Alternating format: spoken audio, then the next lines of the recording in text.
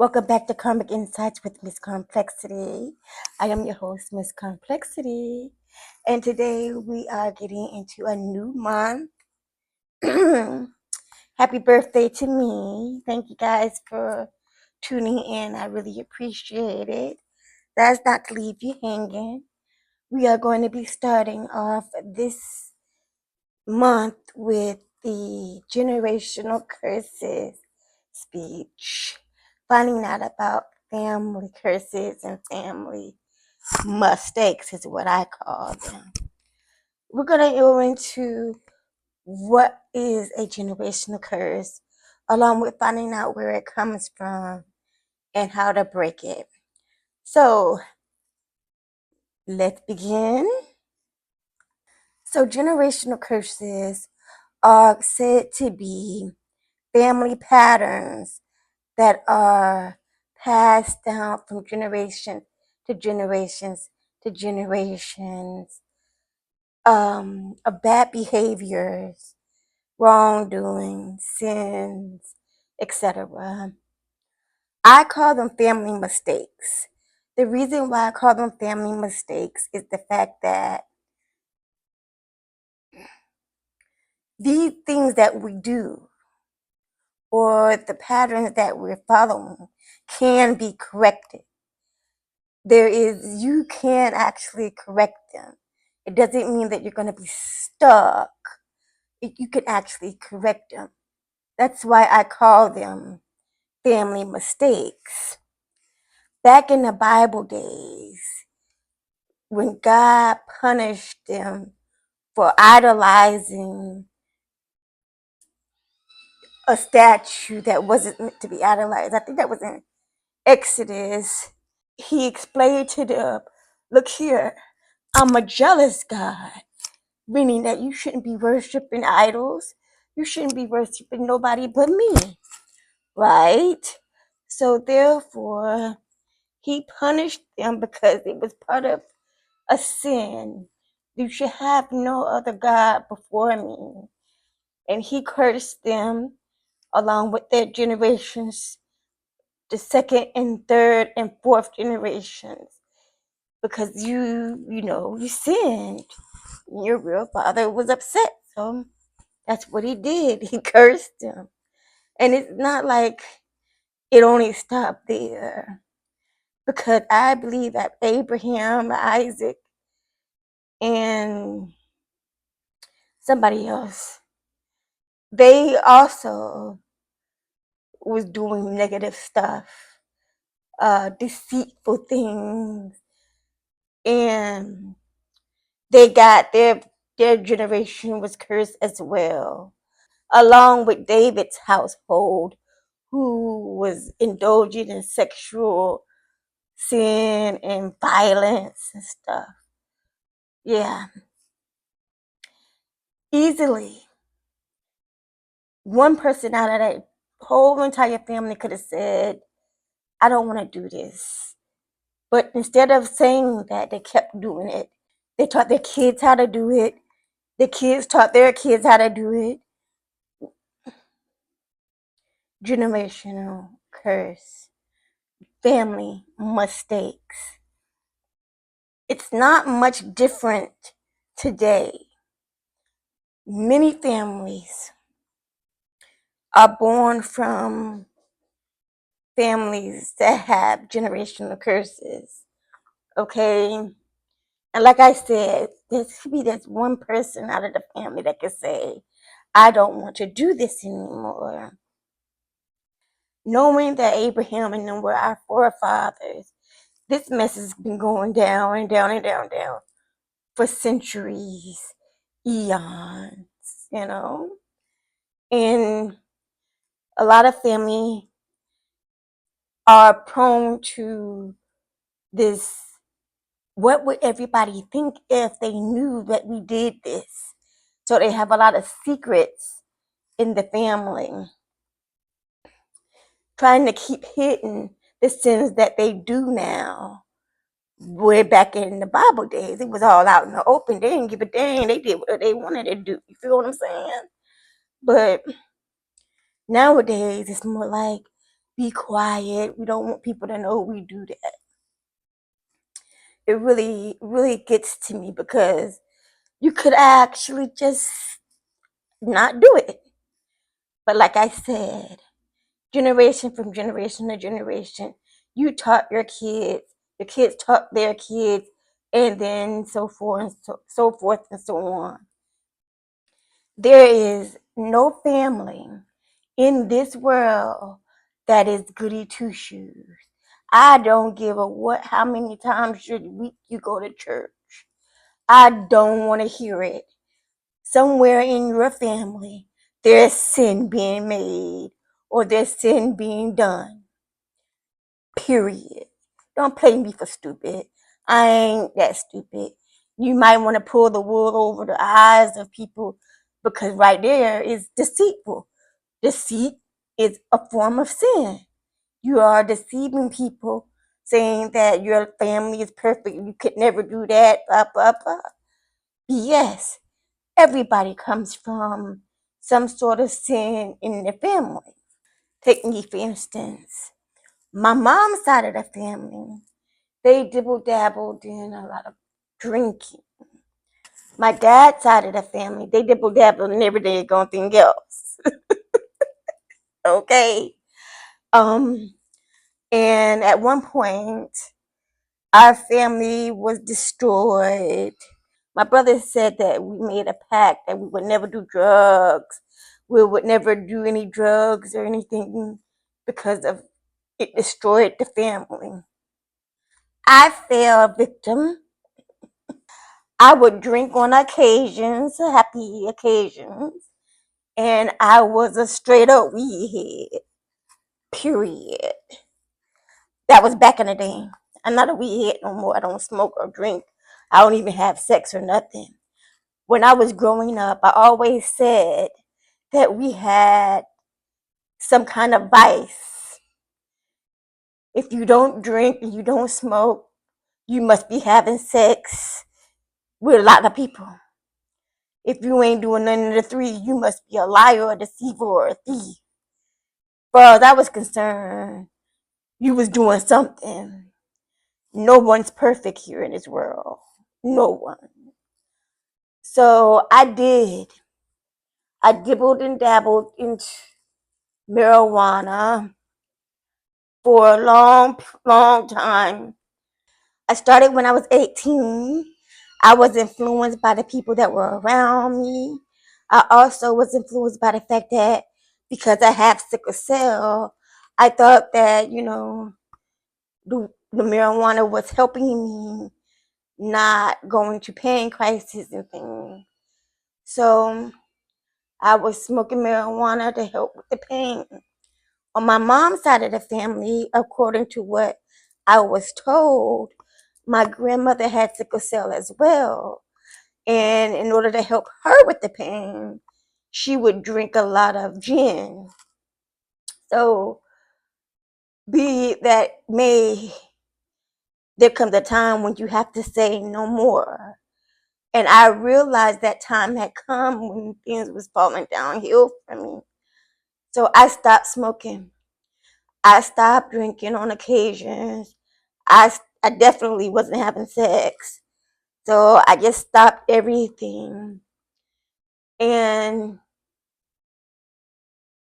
that would have been about 4 or 5 years ago. And my life just got better. The people that was influencing me disappeared. They was only around for the marijuanas, you know.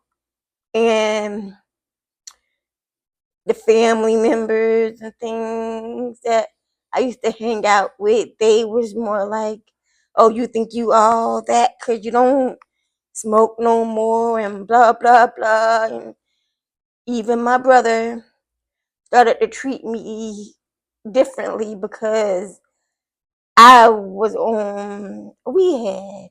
So it was just sad. And I learned how to isolate myself in order to heal myself so that I would no longer deal with any of that. I figured that my new soul tried to come along once I was totally healed. And apparently, here you guys are. But yes, there's always a lot of stuff to deal with when you are dealing with generational curses. And drugs isn't just one of them. You have sexual intercourse with children. You have spouse abuse, child abuse, passed on for generations to generations. I know that that's somewhere in my family as well. You know, you have a lot of sin. Sin is in the family regardless. But as I once was told, you came in this world by yourself. You're going to leave this world by yourself. So while you are in this world by yourself, you are accountable for who? You, right? You might have kids. You teach them the correct way to go. But, there's always a but. But those kids are going to grow up and they're going to do whatever they feel like doing. Okay, regardless. Your kids are going to be, they're going to have their own life path, their own ways of doing things. Maybe you didn't smoke, drink, or have sex or whatever, but your children does later on down the line when they get older. You know what I'm saying? So it's like you teach them teach a child which way they should go, and they would not far off from it. Not necessarily true, because once they leave the nest, who knows who they're influenced by after that. So we are all able to break these generational curses. We all are. The family, however, it might be difficult when you're trying to do so. Break away from the people who are around you and the people that contribute to the sin, right? But when you're dealing with this and you have been taught how to sin, it's difficult to be too far from it because you were taught this way. You also could have strongholds in spirituality, like, well, we're this religion, so you have to be this religion. That's what goes on in my family. Even though my entire family is Christian, I'm spiritual. So they believe that being spiritual is evil. We supposed to all believe in God, right? And you're trying to tell me God is not the Holy Spirit, a Holy Spirit? Stop playing with me.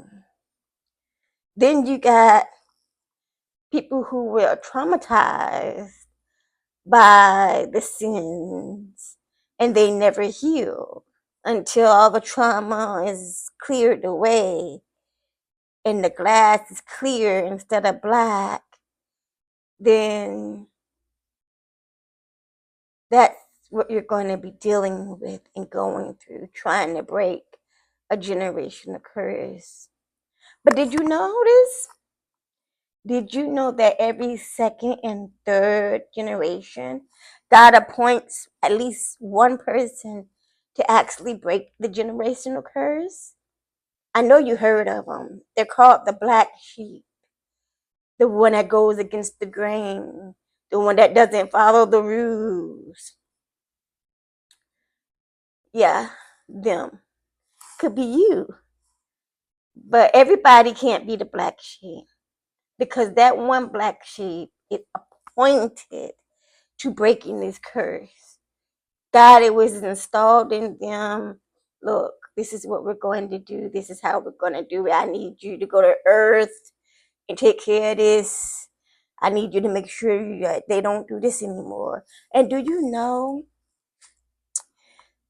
that your ancestors, They are proud of you when you break one of those generational curses. Did you know that? Man, look at here. Because in their mind, they're like, I wish I would have did the right things. But because you broke it, go ahead, nephew, great great nephew, great great great nephew. You did it. They will be so proud of you. But that's only if you believe in ancestors and in things as that such. If you don't believe, then I'm just wasting my breath.